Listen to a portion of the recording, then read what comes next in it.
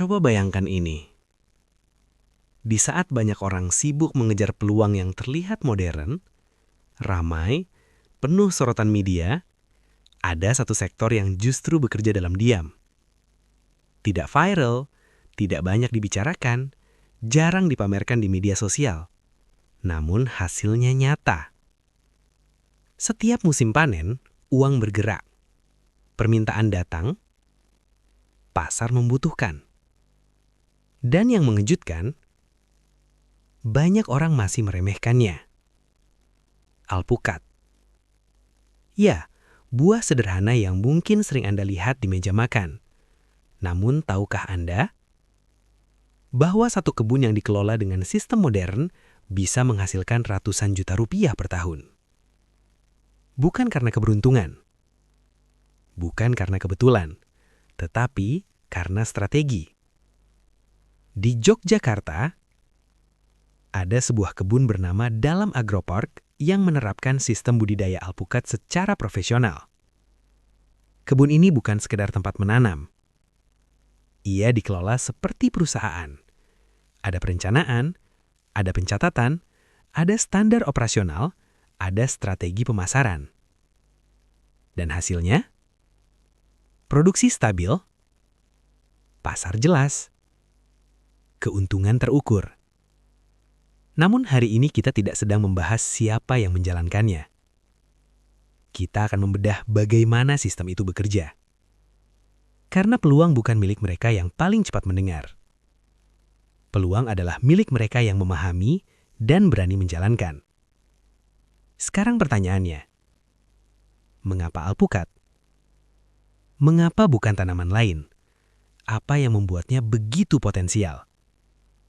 Mari kita masuk ke bab pertama. Dunia berubah.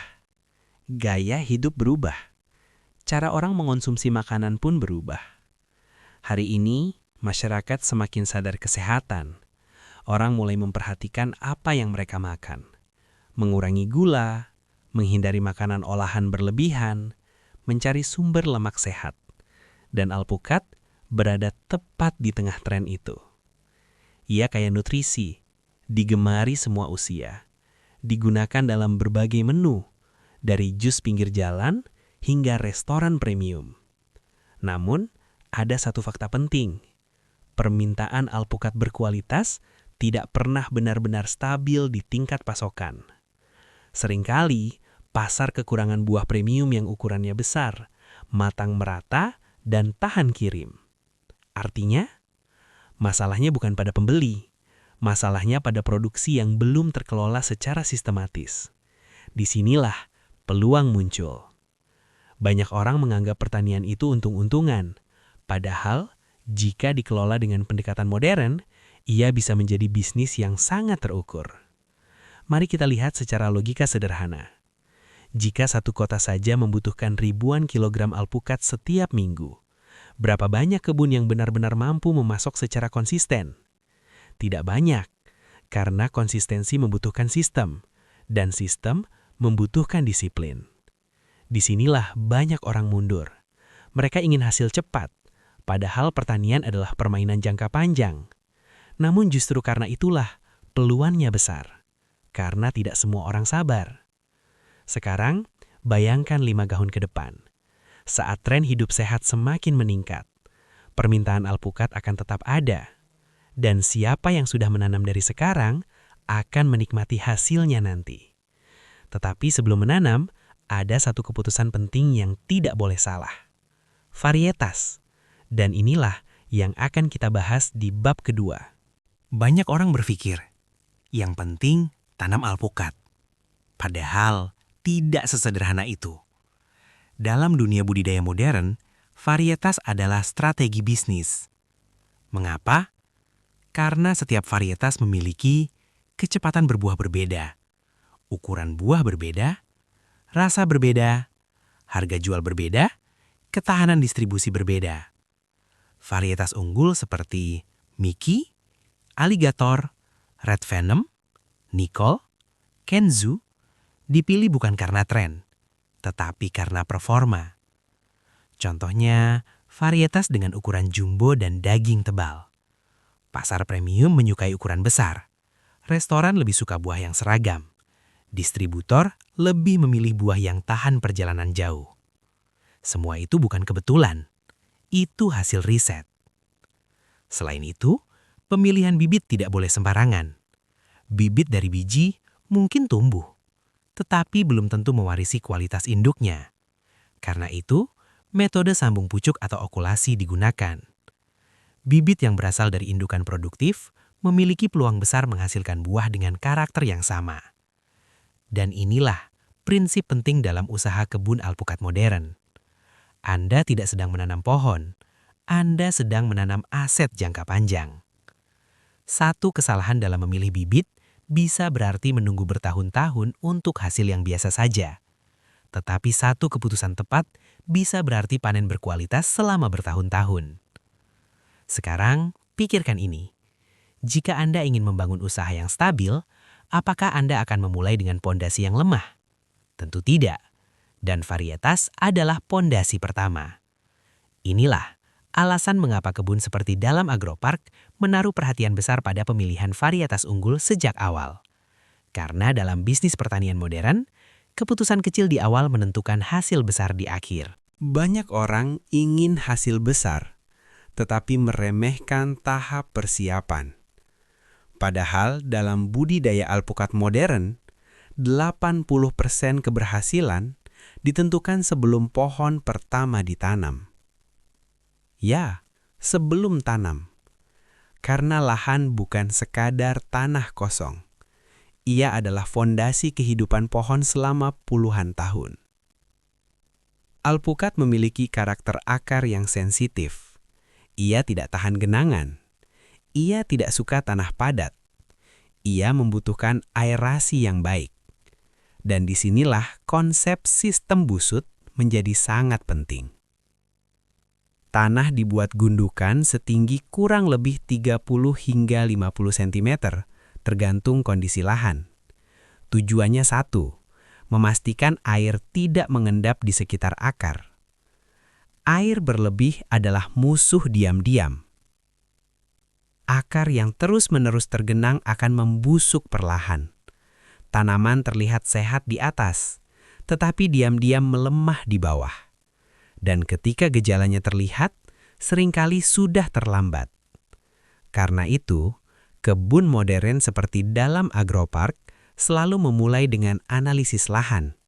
Bagaimana struktur tanahnya? Apakah drainasenya lancar? Bagaimana pH tanahnya? Apakah perlu penambahan dolomit?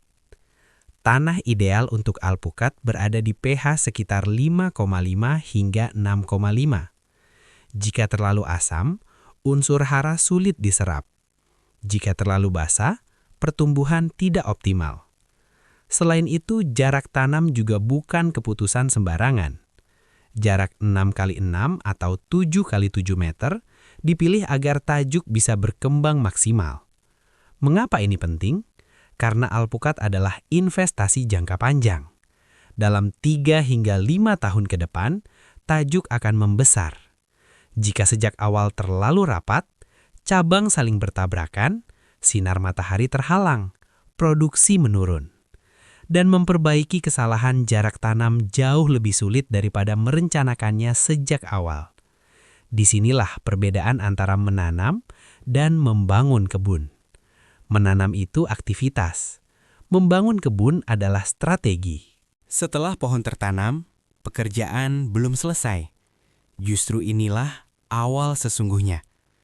Banyak orang menanam dengan semangat di awal, lalu perawatan dilakukan seadanya. Padahal dalam budidaya modern, konsistensi adalah segalanya. Penyiraman harus terkontrol. Terlalu sedikit, tanaman stres. Terlalu banyak, akar rusak. Beberapa kebun menggunakan sistem irigasi tetes. Air diberikan langsung ke zona akar dengan volume terukur.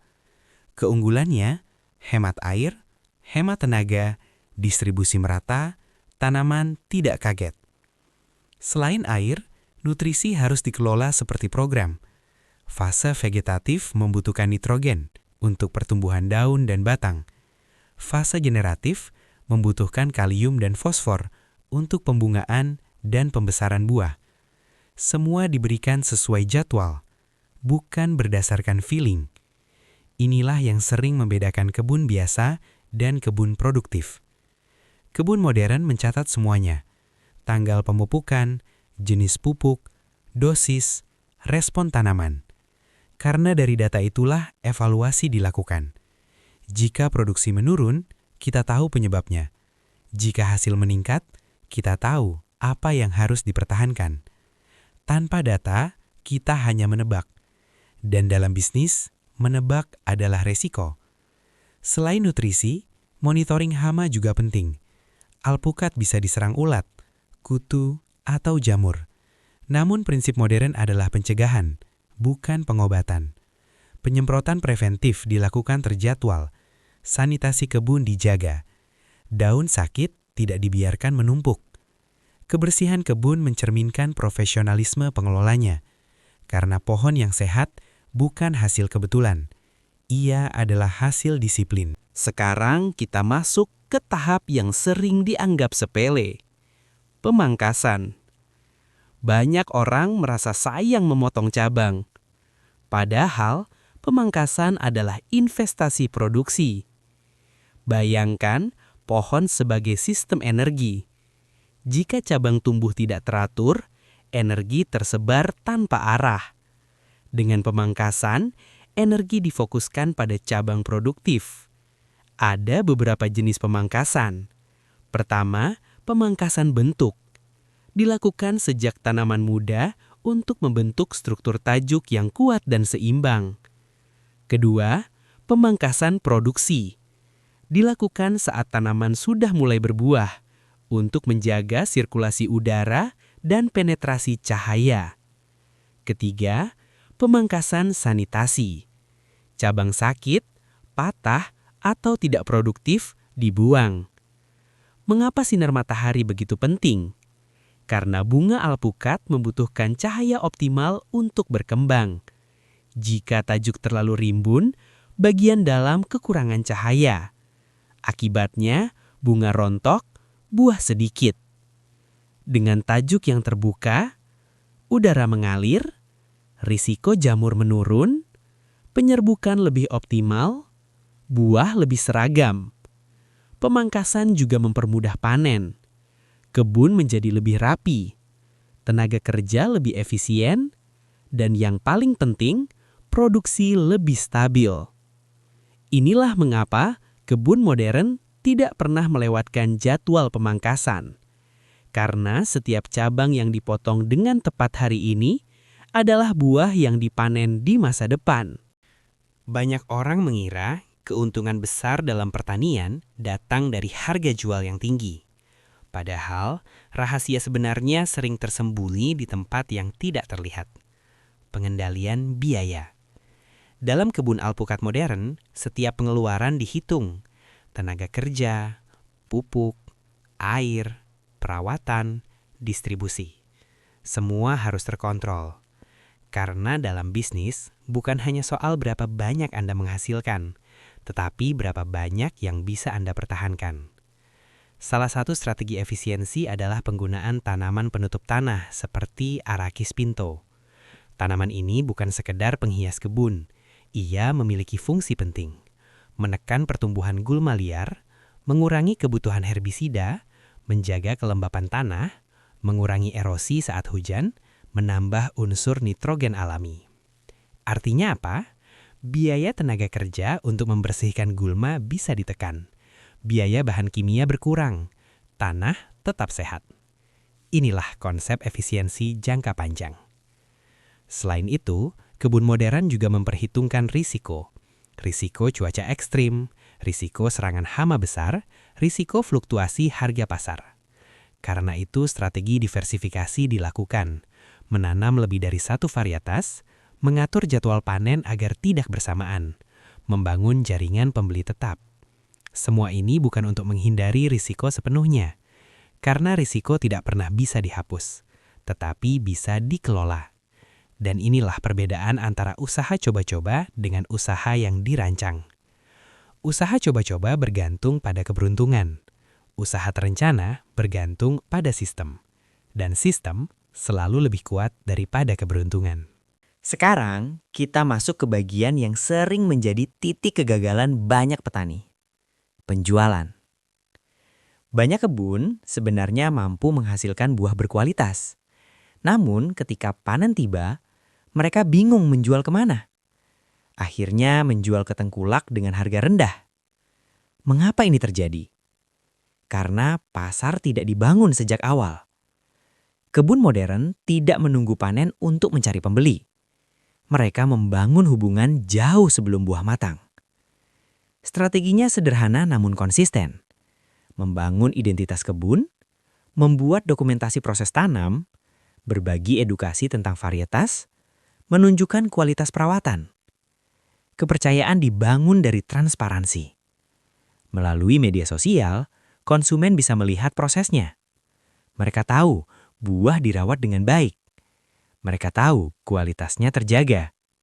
Dan ketika panen tiba, permintaan sudah ada. Bahkan, banyak kebun modern menerapkan sistem pre-order. Buah belum dipetik, tetapi sudah terjual. Selain itu, kerjasama dilakukan dengan UMKM jus, kafe dan restoran, distributor buah premium, dan reseller lokal. Pendekatannya bukan sekedar menjual sekali, tetapi membangun kemitraan jangka panjang. Karena pelanggan tetap lebih berharga daripada pembeli sesaat. Inilah yang membuat usaha kebun alpukat modern bisa menghasilkan stabilitas pendapatan. Bukan hanya ramai saat musim tertentu, tetapi konsisten dari tahun ke tahun. Pernahkah Anda membayangkan memiliki tanaman yang tidak hanya tumbuh, tetapi juga bekerja untuk Anda selama bertahun-tahun? Bayangkan ini. Anda menanamnya sekali, merawatnya dengan sabar, dan setelah itu, setiap tahun ia memberi hasil. Bukan hanya satu musim, bukan hanya satu kali panen, tapi berulang kali selama bertahun-tahun. Tanpa harus menanam ulang, tanpa harus mulai dari nol lagi. Di saat banyak petani sibuk memikirkan musim tanam berikutnya, Anda sudah punya tanaman yang terus menghasilkan. Dan yang lebih menarik, hasil panennya tidak mudah busuk, tidak harus dijual hari itu juga. Tidak tergantung pada harga harian pasar sayur. Ia bisa dikeringkan, disimpan, menunggu harga baik. Seperti menyimpan emas di gudang kecil milik sendiri. Tanaman ini bukan tanaman mahal, bukan tanaman modern, bukan pula tanaman yang sering muncul di berita. Justru karena itulah, ia jarang dilirik. Namanya cabai Jawa. Sebagian orang mengenalnya sebagai cabai jamu. Tanaman herbal yang diam-diam menjadi bahan penting industri obat tradisional. Mungkin selama ini Anda melewatinya begitu saja, melihatnya tumbuh liar di kebun, tanpa pernah berpikir bahwa ia bisa menjadi sumber rezeki jangka panjang. Hari ini, kita akan membahasnya secara lengkap. Bukan hanya cara tanam, tapi cara berpikirnya, cara melihatnya sebagai aset, bukan sekadar tanaman biasa. Karena seringkali, peluang besar tidak datang dengan suara keras. Ia datang pelan, sederhana, tapi konsisten. Dan cabai Jawa adalah salah satunya.